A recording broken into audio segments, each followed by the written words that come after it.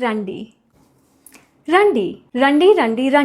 Did you find that uncomfortable to hear? दोस्तों, social media के ऊपर आपने देखा होगा कि बहुत सारी महिलाओं को गलत गलत कमेंट आते हैं। मतलब कि बहुत ज्यादा भद्दे भद्दे कमेंट आते हैं। उसमें से एक कमेंट होता है आर वर्ड यानी रंडी वर्ड, और इस वर्ड को लेकर के अभी बहुत ज्यादा कंट्रोवर्सी चल रही है क्योंकि ऑकवर्ड गोट नाम से एक अकाउंट है इंस्टाग्राम के ऊपर जिसको मैनेज करती हैं दिविजा भसीन। उनका एक वीडियो बहुत ज्यादा वायरल हुआ, उसके बाद उनके साथ कंट्रोवर्सी जुड़ गई। वो क्या कंट्रोवर्सी पूरा बताऊंगा वीडियो में। दिविजा भसीन कौन है और ये सब कंट्रोवर्सी चालू कैसे हुई। नमस्कार, मेरा नाम दिनेश है और आप देख रहे हैं लाइव स्टोरी शो। तो जो ऑकवर्ड गोट नाम से अकाउंट है इंस्टाग्राम पर, जिसका रंडी सुप्रीमेसी वाला जो वीडियो है वो बहुत ज्यादा वायरल हुआ, और यहाँ पर जो इसको मैनेज करती है उनका नाम है दिविजा भसीन, जो कि एक साइकोलॉजिस्ट हैं, जिसमें उन्होंने ये कहा था।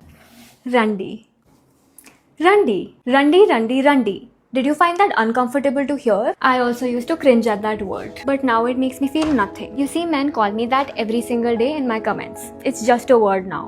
Earlier, it used to refer to sex workers and it became an insult, which is ridiculous because the insult should be on the man who's sleeping with sex workers and not on the workers themselves. But of course, there's no insult like that. Now, Randy isn't even referred to sex workers. It's used for any woman who has a voice, any woman who looks like she's independent. Guess what? Randis like you and me deserve respect even if you disagree with us. If we stop finding this word insulting, men will lose the power to use it as an insult. I no longer find this word insulting or hurtful. I'm a proud Randi, so feel free to call me that. I don't mind. Randi supremacy. तो इस video पर लगभग 7.5 million views आ गए और इन्होंने कहा कि वो खुद को प्राउड रंडी कह रही हैं। अपने अकाउंट पर यानी बायो में भी उन्होंने ये सब लिखा हुआ है और अपने फॉलोअर को भी ये कहना चाह रही हैं कि वो अपने अकाउंट में ये सब लिखें। उसके बाद इस जो टॉपिक है उस पर बहुत ज्यादा बहस छिड़ गई। बहुत सारे लोग इस पर रिएक्शन देने लगे, कुछ अपोज में थे, कुछ सपोर्ट में थे। मगर फिर दिविजा भसीन के ऊपर कुछ FIR हो जाती हैं और उन पर यह आरोप था कि उनके जो फॉलोअर हैं कई सारे माइनर गर्ल्स हैं जो कम उम्र की हैं, उसके बावजूद भी वो अपने अकाउंट में लिख रही हैं, जिसकी वजह से उनको हेट मिल रही है। और माइनर गर्ल्स का जो एक ब्रेन वॉश है वो करने का आरोप उनके ऊपर लगाया गया। तो अब आपको बताता हूं कि भाई दिविजा भसीन है कौन। दरअसल ये साइकोलॉजिस्ट हैं, काउंसलिंग करती हैं, बहुत सारे क्लाइंट्स इनके हैं। इनकी एक कंपनी है जिसका नाम है द फ्रेंडली काउच, और इनका जन्म हुआ था 1997 को और अभी ये लगभग 28 साल की हैं। और इनकी एजुकेशन की बात करूं तो ये BA हैं साइकोलॉजी, MSc हैं अप्लाइड क्लिनिकल साइकोलॉजी में, और इन्होंने MA किया है क्लिनिकल साइकोलॉजी में। इनके नाम पर कुछ अवार्ड्स भी हैं, कुछ रिकॉग्निशन भी हैं, जैसे कि इनको हार्वर्ड से बेस्ट 25 में मेंटल हेल्थ क्रिएटर में इनको रिकॉग्निशन मिला है, जो कि एक हेल्थ समिट हुआ था बोस्टन में। फोर्ब्स की जो टॉप 100 डिजिटल स्टार्स में उसमें 25 नंबर पर इनका नंबर आया था। इसके अलावा बहुत सारे न्यूज़पेपर, बहुत सारे जो पॉपुलर वेबसाइट है उसमें भी इनको काफी ज्यादा रिकॉग्निशन मिला है। हिंदुस्तान टाइम्स, CNBC, NDTV और बहुत सारे।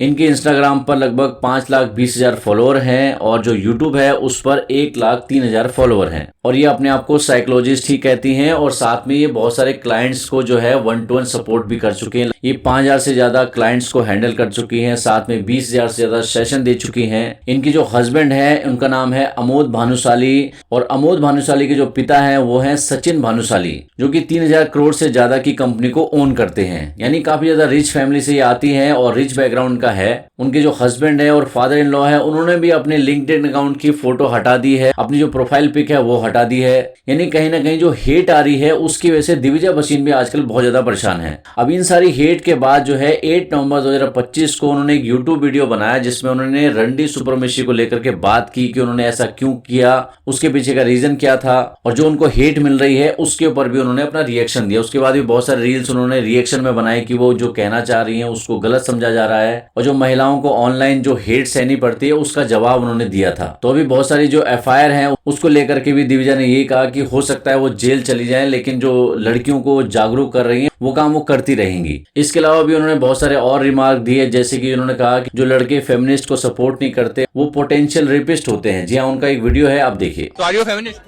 मैं क्यों फेमिनिस्ट हूँ भाई? लड़की फेमिनिस्ट है, मैं नहीं, I am not a feminist. फिर आप क्या हो?